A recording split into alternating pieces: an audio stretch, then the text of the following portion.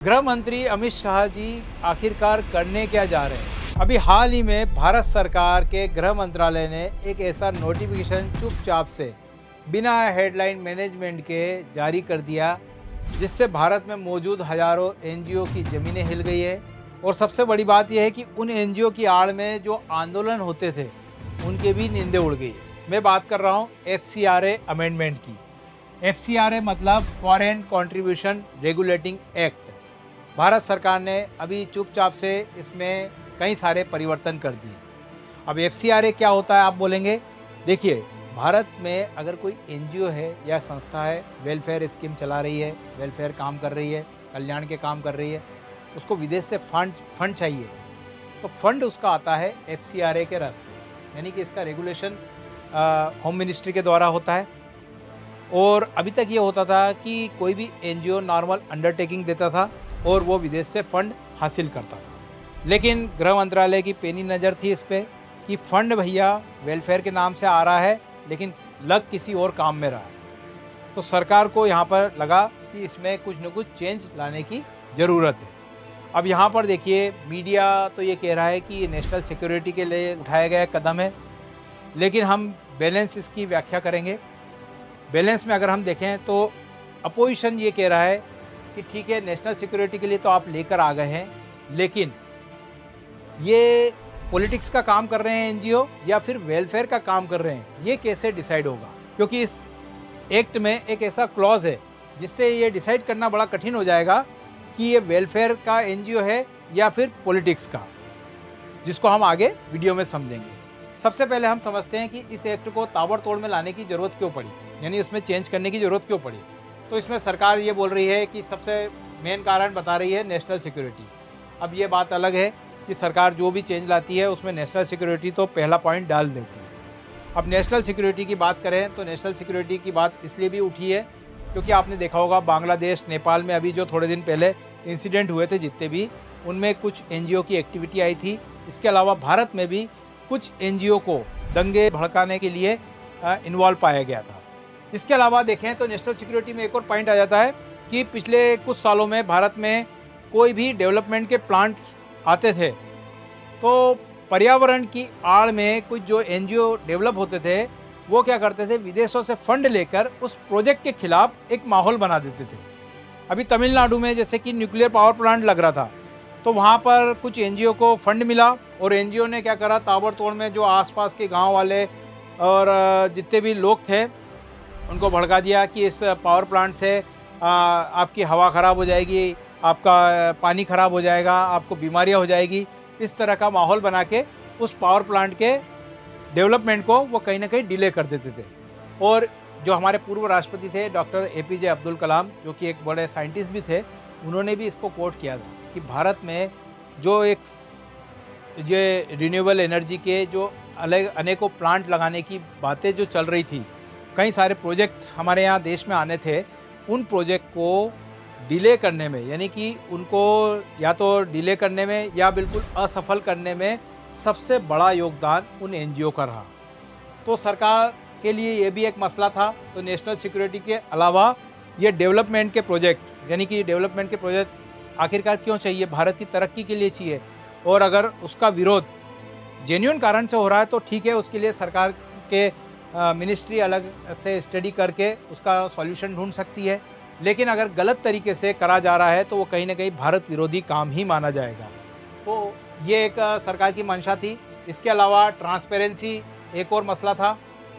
Transparency इसलिए NGO fund किसी और काम के लिए ले रहे हैं लेकिन काम कुछ और कर रहे हैं। मसलन कि कुछ एनजीओ धर्म के नाम पर फंड ले रहे हैं लेकिन काम कर रहे हैं धर्मांतरण का। क्लियर।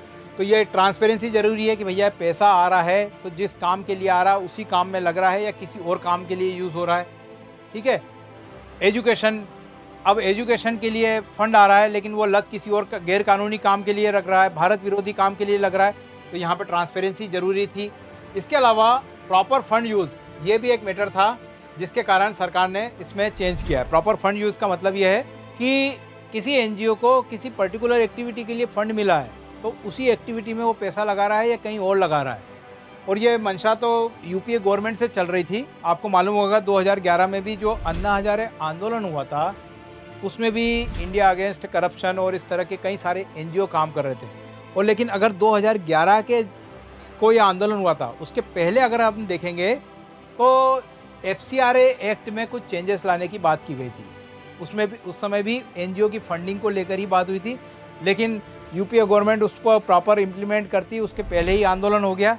तो इसलिए सरकार लेकिन इस बार जो है सतर्क है, तो वो नहीं चाहती है कि भैया कि इस तरह का कोई मामला उठे, तो सरकार ने पहले ही इसको पकड़ने की कोशिश करी है। तो ये प्रॉपर फंड यूज़ करने का मामला भी सरकार की मंशा में था। तो ये तो हमने देख लिए हैं 3 मेन कारण, जिसके कारण सरकार ने इसके नियम में परिवर्तन लेकर आई है। अब यहाँ पर एक और बात क्लियर कर दूँ कि इस एफसीआरए एक्ट में यह डिसाइड किया गया है कि भैया एनजीओ के लिए 5 कैटेगरी रहेगी, जिसमें educational, social, economic, religious, cultural. और साथ ही साथ क्या करा है कि अलग अलग कैटेगरी की अलग अलग एक्टिविटी की लिस्ट भी दी। मतलब कि अब एनजीओ को बताना पड़ेगा हम किस कैटेगरी के हैं और उस कैटेगरी में कौन कौन सी एक्टिविटी को संचालित करेंगे, जिसके आधार पर हम फंड प्राप्त करेंगे। तो सारी चीज़ें क्लियरिटी के साथ में देनी पड़ेगी। लेकिन यहाँ पर एक और बात है, अभी भी पहले भी ये होता था, कई सारे एनजीओ अपनी एक्टिविटी शो करते थे, लेकिन उसकी आड़ में कई बार फर्जीवाड़े कर देते थे।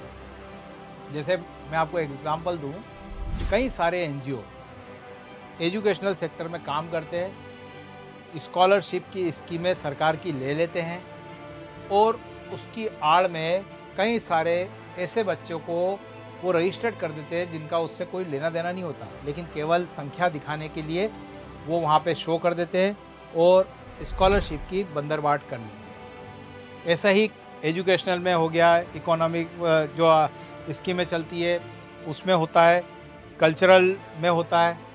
तो कई सारी अनियमितताएं आपको एनजीओ के कार्यों में दिखेगी। तो इसलिए अगर मैं आगे बढ़ूं तो सरकार ने जो नियम कायदे अगर बनाए हैं तो उसको थोड़ा सा और तगड़ा करने की ज़रूरत है, क्योंकि विदेशी फंडिंग की तो बात अलग है, लेकिन ये देश में भी कई सारे एनजीओ गलत एक्टिविटी करते हैं, तो उस पर भी सख्ती की ज़रूरत है। तो यहाँ पर एक काम तो अच्छा हुआ कि कैटेगरी के साथ में एक्टिविटी भी डिसाइड कर दी है, उसको वॉच करने की भी बात की गई है। अब इसके बाद में एक और चेंज करा है सरकार ने कि अब एनजीओ को एक्टिविटी के साथ साथ आप अगर कोई अपना पब्लिकेशन निकाल रहे हो, आप कोई अपनी बुक निकाल रहे हो, मैगजीन निकाल रहे हो, उसकी इन्फॉर्मेशन भी सरकार को देनी पड़ेगी। आपकी वेबसाइट की सोशल मीडिया में प्रेजेंटेशन है आपका, है ना, आपके जो सोशल मीडिया अकाउंट है उनके भी आपको जानकारी सरकार को देनी होगी।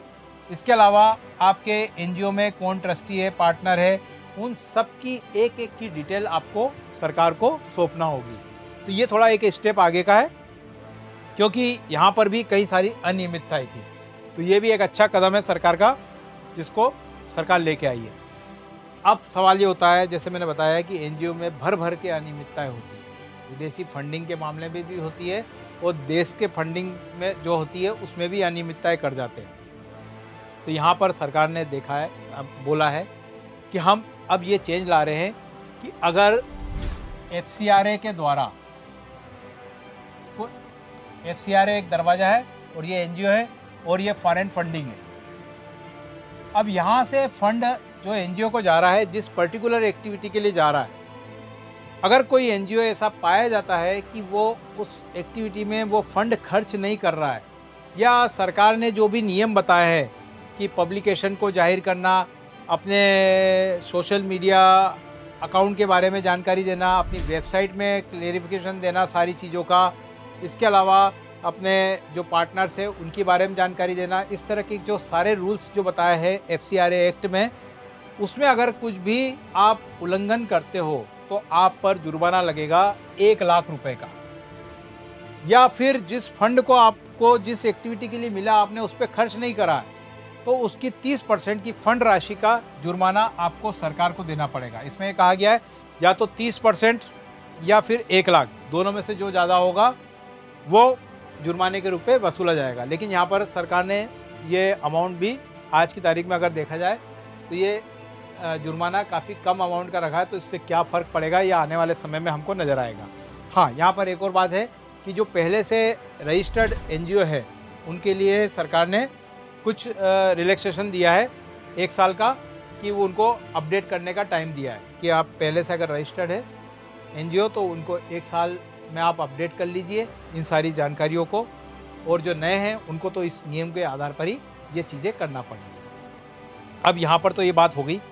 अब मैंने आपको बोला था ये सारी चीज़ें तो हो गई, सरकार ने एक और चीज़ कही है कि यहाँ पर जो 5 कैटेगरी बताई थी, उसमें जो एक्टिविटी बताई थी, इनमें बताया था कि अगर कोई भी एक्टिविटी संचालित होगी तो वो सब एक्टिविटी क्या होगी, गैर राजनीतिक होना चाहिए। यानी कि उसका सरकार विरोधी या राजनीति से कोई सरोकार नहीं होना चाहिए। मतलब कि एजुकेशनल आप कैटेगरी में काम कर रहे हो, सपोज़ कि आप काम कर रहे हो संविधान की जागरूकता, संविधान के प्रति जागरूक करने के लिए, आप फंडामेंटल राइट के लिए बारे में बता रहे हो, लेकिन आप फंडामेंटल राइट के बारे में बताइए, आप ये बताइए भैया भाग 3 है, आर्टिकल 12 से लेकर आर्टिकल 35 तक ये फंडामेंटल राइट है, इसमें आपको अलग अलग फंडामेंटल राइट्स मिले हुए हैं। आप अगर इस सरकार इसका उल्लंघन करती है तो आप सुप्रीम कोर्ट जा सकते हो इसके लिए डायरेक्ट उनके पास सुप्रीम कोर्ट में, लेकिन आप राजनीति के मसले से इसका आप यूज़ नहीं करोगे, है ना। आप इसमें कांग्रेस, बीजेपी या कोई अदर पार्टी का इन्वॉल्वमेंट नहीं करोगे। क्लियर? ये तो बात क्लियर समझ में आ गई। लेकिन यहाँ पर एक और बात है कि कई सारे एनजीओ आदिवासियों के कल्याण के लिए काम करते हैं। अब आदिवासियों के लिए कल्याण के लिए काम कर रहे हैं, तो देखिए क्या है, एक ये सपोज मान लीजिए एक गांव है, यहाँ पर बहुत सारे आदिवासी लोग रहते हैं। एक एनजीओ है जो रजिस्टर्ड हुआ है आदिवासियों के कल्याण के लिए। अब यहाँ पर सरकार या फिर कोई प्राइवेट कंपनी कोई डेवलपमेंट का प्रोजेक्ट लेके आती है। उनका प्रोजेक्ट ये है कि भैया यहाँ से हमको जंगल काटना है, हम जंगल को कहीं और शिफ्ट करेंगे, आदिवासियों को मुआवजा भी देंगे, लेकिन यहाँ पर एनजीओ को लगता है कि भैया ये आदिवासियों के साथ में गलत हो रहा है, तो यहाँ पर आदिवासी अपनी बात को उठाएंगे, मूवमेंट खड़ा करेंगे कि हमको जो प्रोजेक्ट है इसमें विरोध है, ये कहीं ना कहीं आदिवासियों के खिलाफ है। अब यहाँ पर आप सरकार के लिए एक एग्जाम की बात हो गई कि विरोध को हम वेलफेयर माने या पॉलिटिक्स माने। हो सकता है कि उस एनजीओ का आदिवासियों के लिए अच्छी बात हो उसके मन में, इसलिए वो प्रोटेस्ट कर रहा है, और वो वाकई में ये प्रोजेक्ट गलत हो। तो यहाँ पर सरकार के लिए एक बात है जो कि इस एक्ट में आगे चल के हमको देखने में नज़र भी आएगी, और इस पर बात भी उठ रही है कि यहाँ पर वेलफेयर है या पॉलिटिक्स है, ये आप कैसे डिसाइड करोगे। क्योंकि अब इस एक्ट को आप भारत विरोधी नहीं बोल सकते हो, क्योंकि ये तो आदिवासियों के लिए काम कर रहे हैं, है ना। इसके अलावा आप इसको पॉलिटिक्स भी नहीं कह सकते हो। तो ये सारी चीज़ें सरकार के लिए देखने वाली बात है, जो हम आगे हमको आने वाले समय में नज़र भी आएगी। ये था हमारा आज का टॉपिक, FCRA अमेंडमेंट। आशा करता हूँ कि आपको प्रॉपर तरीके से इस पूरे टॉपिक में समझ में आई होगी सारी चीज़ें। अगर वीडियो अच्छा लगा है तो प्लीज़ इसे लाइक करिए, अपने दोस्तों में शेयर करिए, और इसी तरह के डिटेल एनालिसिस वाले करंट अफेयर के टॉपिक्स के वीडियो देखने के लिए हमारे चैनल को सब्सक्राइब करिए। Thank you.